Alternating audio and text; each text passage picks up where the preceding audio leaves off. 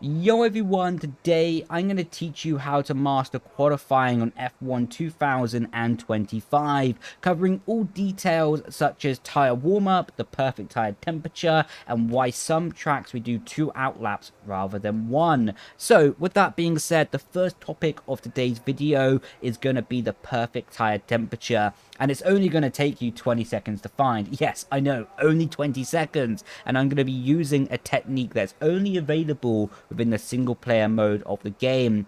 And that's also including the short qualifying format and the full qualifying format as well. So look to the bottom right hand side of your screen, you're going to see go to track. The next option is going to be flying lap. Press that flying lap option. What that's going to do is let the AI drive the outlap for you, and of course the AI is designed by the game developers themselves, and they're going to give the AI the perfect tyre temperature to start their qualifying lap with.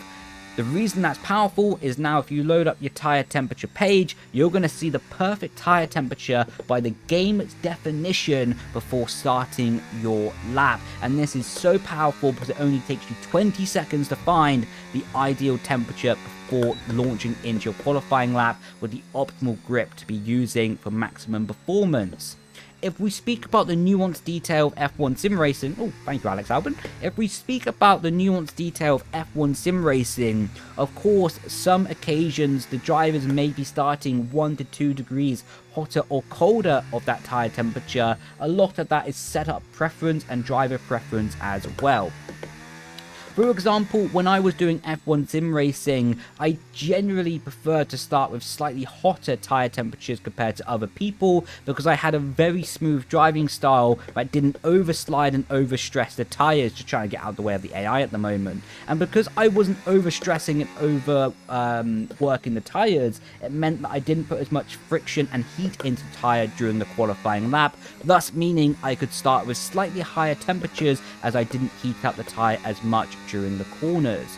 Opposing that as well, you had drivers that were much more aggressive and like they're sliding the tyres around over the surface of the road and really pushing the car throughout the corner. They had to start with slightly lower tyre temperatures because of course they're heating up the tyre more during the qualifying lap, and as a net result they had to compensate for that and start with slightly cooler tyres to make sure they didn't overheat. Something that you can feel and adapt and understand during your qualifying laps as well. If you do get to the final sector and the tyres just feel like they're going off a little bit and you're sliding more than you thought you would normally, then you can start the lap with slightly cooler tyres to anticipate and bring the overall net result of the tyre temperature down by the end of the lap. Try to work within 2 degree changes, because in 1 degree changes it's pretty hard to feel the difference, but if you're working within 2 degree differences, then it can allow you to feel that difference of tyre temperature by the end of the lap. To summarize that little point as well, if you do feel like you're overheating the tyres by the end of the lap, just start the lap with slightly cooler tyres, and that can allow a bit of a compensation for that situation. Opposing that as well, if you feel that your tyres are not switched on in the first sector of the lap, then what you can do is start with slightly higher tyre temperatures, can allow yourself that better grip in the sector 1 as well. Of course, make sure that you keep the overall picture in mind, because it's about the fastest qualifying lap and it's not about the fastest sector, really, you know what I mean? So just try to keep it in mind and do the best for your overall qualifying lap performance, and don't focus too much on one individual sector. So what we're going to do now is bolt on a fresh set of tyres, and now I'm going to talk you through how I would warm up my tyres for a qualifying lap as well. So with that being said, bolt on a fresh set of tyres, lovely jubbly, and now we're going to go out of the pit lane. Of course, every tyre compound has a different C rating to it. For example, Singapore might have like 1 C rating on the tyre. Another track like Silverstone might have a different C rating. Of course, you see red, yellow and white indicating soft, medium, hard tyres on the car, but check each individual track C rating for the tyre, and that's going to allow you to know exactly what tyre compound you're on. For the tyre compound with a soft here in Singapore, we're coming out the pit lane with 68 degrees. We actually leave the pit box with 70, but by the time we've gone down the pit lane, it's going to be cooling off by a few degrees as well. What we're going to be looking to do to warm up the tyre is just long, continuous strokes across the surface of the road, maximizing the track width. You don't really want to be throwing the car in and doing big jabs at the steering wheel, as that's just going to overslide the tire, and although will bring a lot of surface temperature, will also bring a lot of tire wear as well. Doing these long weaves anywhere between 50 to 80% throttle will just be allowing me to maximize the track width, not overstress the tire, and bring the tire into its operating window as soon as possible with the minimal stress and distress to the tire itself. We're aiming for 80 degrees, of course, before starting a lap, so that's going to be a reference that we're working forward to, and you're just going to see working a tyre across the surface of the road, maximising the track width, not being aggressive with our steering wheel inputs, just loading them up and putting friction into the tyre. If you're going around a corner, what you can do is take a longer distance around the corner and just simply extend the distance of the track, and this is going to allow you more time to put that load into the tyre and generate the friction needed for the tyre temperature. If you're in a high-speed corner like Maggers and Beckett's, then you don't need to be doing the weaving. You'll get more tire temperature just by pushing it, to be honest. But that's also a different technique that you can work on different tracks as well. As you're going to see, we're now coming up to the final sector here in Singapore, just working the tires gradually. And if we do need to get more tire temperature, we just slow down and focus on getting that temperature across the surface of the road. The rear tires will heat up pretty quickly, to be honest, because all that takes is just a bit of throttle, and then you can really start working the tires in. So now the front tires are at 79 degrees. They're pretty much perfect. By the time we get through the final corner, they're going to be lovely jubbly and nice and toasty. Through the final corner, now starting the lap, 82 on the front right, 80 on the rear, 80 on the rear left as well, 80 on the front left. So we were 2 degrees over on the front right compared to the absolute perfect tyre warm-up, so we'll keep that in mind for next time. But that's just an example on how you can go about warming up your tyres. Well, we did it here at Singapore, but we'll be working on every other track as well. Just long, continuous weaving across the circuit. Try not to do massive stuff like this, as it's just going to overwear the tyre. For example, bring up the tyre indication here, and you're going to see what we're going to do is push the tyre through the corner, massive steering lock. We start on 5% of tyre wear. We're up to 6 already, and now we're going to do it on a slower corner. Just throw the tyre in, and yeah, you can see we're gaining multiple percent of tyre wear per corner by doing that, and that is not ideal. The more tyre wear you have, the slower that you're going to go, basically. So with that being said, going back into the garage right now, something that's always important as well is your fuel level. What we're going to do is talk more about the fuel level on a different track. We're going to go over to Zandvoort, quite simply, because that's a good opportunity to speak about the double outlap and why on some tracks it works better than others. So now we have loaded into Zandvoort, and the reason that drivers do 2 outlaps here with an F1 2025 is going to be because of the minimum fuel allowed in your car before leaving the garage. So as you can see here, it says 5 kg is the minimal fuel that we're allowed to take before going out on track. The reason I think they do this as a game is just quite simply to make sure that people don't run out of fuel. Of course, in Formula 1, if you wanted to leave the garage with 1 kg of fuel, you could. You'll never make it back to the garage, and you'll get disqualified from qualifying for not having a big enough fuel sample, but in theory you could.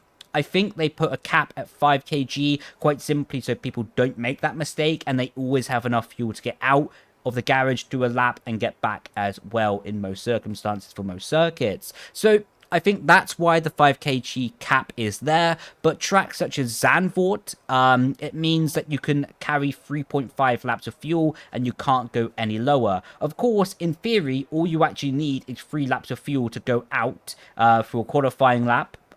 Do it, then get back into the garage as well. Realistically, you actually only need about 2.5 laps of fuel, quite simply because you burn less fuel on your out lap and your in lap by going slower, and you're only burning a normal fuel amount or fuel ratio on your actual flying lap itself. So like I say, most circuits you actually only need about 2.5 to 2.8 laps of fuel to do your qualifying run, but Zandvoort, there's a minimum cap of 5 kg and 3.5 laps of fuel. So what ends up actually happening for drivers and teams as well is they will prefer to put like 6 kg in or 5 kg depending on how much they want to risk it. But for this situation, we're going to put 5 kg in, do a double out lap, and just show you how you can be working that to your advantage as well. So just going out on track right now. And because it's a double out lap, we're going to be searching and just bringing up the tyres in a more gradual way. The first lap, to be honest, is just more or less going to be rolling around and just something to be getting the tyres, you know, not worn. Because you're doing 2 laps here.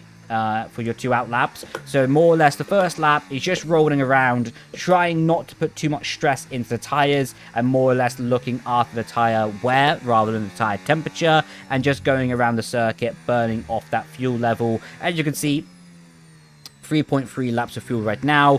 In your out laps, you do have the option to put the fuel down to lean, but to be honest, not necessary, not needed. I would just put the fuel in the ERS down to none, just out of habit, to be honest. But yeah, just on the out lap here, taking minimal load into the tire, just being careful, and really the goal is to not have 1% of wear by the time we get back to the start-finish line. And then once we get over the start-finish line, that'll be our actual out lap, where we start building up the tire temperature and getting the tires into an operating window before the qualifying lap has started. So now you can see we're getting a little bit of tire wear. You can just see the bar is just filling up a little bit. So we're just going to try and keep that underneath 1% and get out of the way of Antonelli. Sorry, Antonelli. Our tires are getting really, really cold right now, but of course, that's not the goal of this first lap. The goal of the first lap is just to keep the tire wear down and to burn off the extra fuel as well. So now we have 2.9 laps of fuel. Like I say, if you're not pushing on the out laps, or in laps, you only burn about 0.5, 0.6 laps of fuel anyway, of course, depending on the track. Now we're coming over the start-finish line. We're going to start building up our tire temperature, ready for our actual qualifying lap here in Zandvoort. Just weaving across the track and building up that temperature. Like I say earlier in the video, I used the example of Silverstone, and to be honest, Zandvoort's a great example for this as well. In the high-speed corners, you actually just want to focus to just going fast in them, because by going fast, it allows you to load up the tyre with so much friction, so much G-force to build up that tyre temperature. So we're going to enter here with 68 degrees on the rear left, and now we're just going to go in, of course, lifting the throttle, not trying to stress the tyre too much, and we're able to gain multiple degrees of tyre temperature by just going relatively fast throughout these corners. And in the fast corners, it's better just to drive them at 80% capacity rather than weaving across the circuit.